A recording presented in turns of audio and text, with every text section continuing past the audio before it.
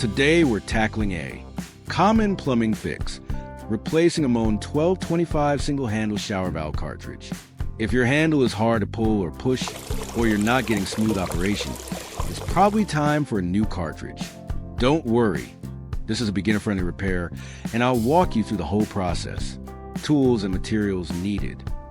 Moen 1225 replacement cartridge, Phillips screwdriver, channel locks or pliers, utility knife or razor blade, towel to protect your drain, silicone plumber's grease.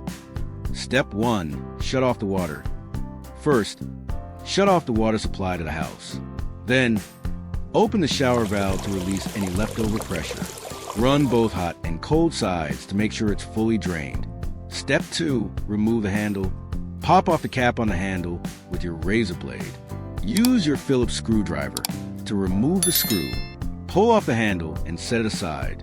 If your faucet has a washer or beauty ring, remove that as well.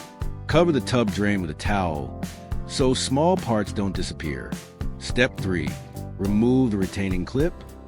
You'll see a small U-shaped retaining clip holding the cartridge in place. Grab it with pliers and pull it straight up. Don't lose this piece. You'll need it to secure the new cartridge. Step 4. Loosen and remove the cartridge. Moen includes a white plastic tool with the new cartridge. Slide it over the stem and twist it back and forth to break up mineral deposits. Then, grab the cartridge with channel locks or pliers and pull it straight out. If it's stuck, you might need a cartridge puller tool, but in most cases, it comes out with pliers. Step 5. Clean the valve body.